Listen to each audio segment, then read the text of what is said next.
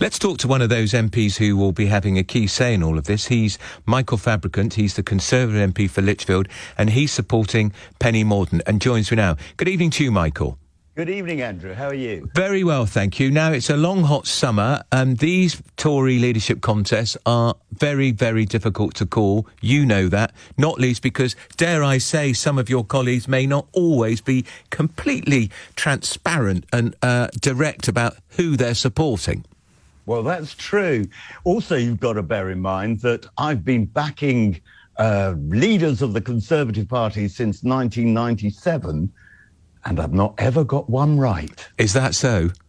Afraid so. I've always voted for the person I think would be the best, but apparently they weren't the best as far as my colleagues were concerned. Well, that's pretty bad news for Penny Mordaunt, because if you're supporting her, and if history repeats itself, Michael, she's going to go down to defeat.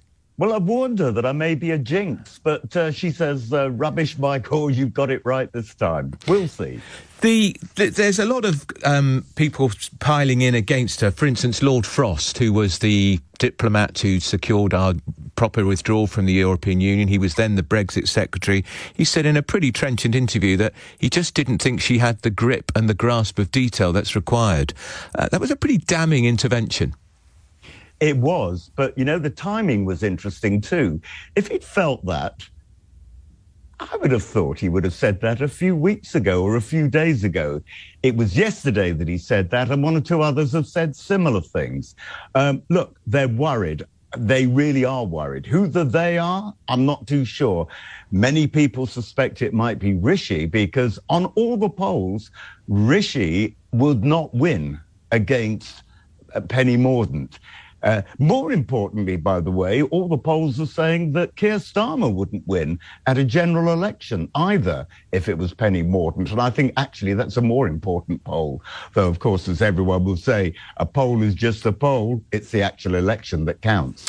What of the fact you're supporting a minister? She has been in the cabinet. She was International Development Secretary. She was briefly Defence Secretary. But she's not got the experience that Liz Truss, for instance, has had as Foreign Secretary. She's been in the cabinet, I think, for 8 years. Sunak, Chancellor for 3 years. She just isn't in that league in terms of experience. Well, that's true. But, you know, Tony Blair. He was never even a minister. You know, he came in opposition, and then it was only when he got elected to Prime Minister that he held any ministerial office at all. So there are plenty of precedents for that. There is an argument as well that says, well, in a way, she can say this is what she would do if she was PM, whereas Rishi, I mean, I'm picking on Rishi only because he was Chancellor of the Exchequer, which is a particularly powerful position. Whereas if Rishi were to say, and does say, well, I'm going to do this, this and this if I were elected Prime Minister or chosen as Prime Minister, people would say quite understandably, well, hang on for a minute, you've been Chancellor of the Exchequer for the last year or so. Why didn't you do it then? Yeah.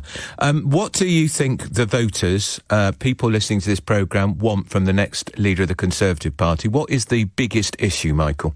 Oh, well, I'll tell you what isn't the biggest issue, first of all, and that is trans issues. I mean, this is the thing that has been going on and on and on. Boring, boring, boring. No, the big issues, of course, are cost of living, to a lesser extent, the war in Ukraine, and, of course, linked with cost of living is inflation and the economy. And those are the issues that all the candidates should be focusing on. Don't you think so? Well, I think it's without a doubt it's the main issue, Michael. And are tax cuts really affordable at the moment, in your view?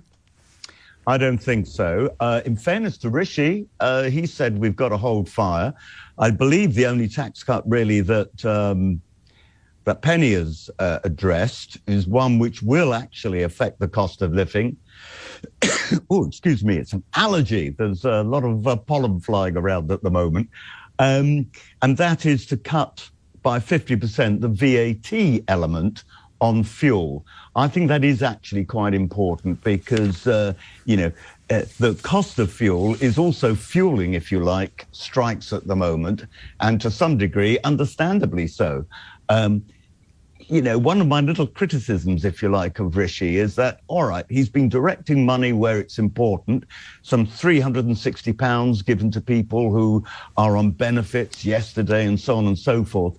But I was with a friend of mine, whom you know, Andrew, but I won't say who it is, shares a name like yours, in France recently, and we were filling up our hire car, and at every pump, it said, le gouvernement de France, the government of France has given 15 cents off every litre of petrol.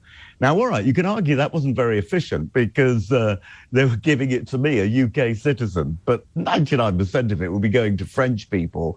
And that actually does control inflation. And I think that's a better way of doing it. And if we could do a similar thing for supermarkets as well, that would also control inflation. All right, that's Michael Fabricant. He's the Conservative MP for Lichfield who's supporting Penny Mordaunt. Thanks so much for joining us.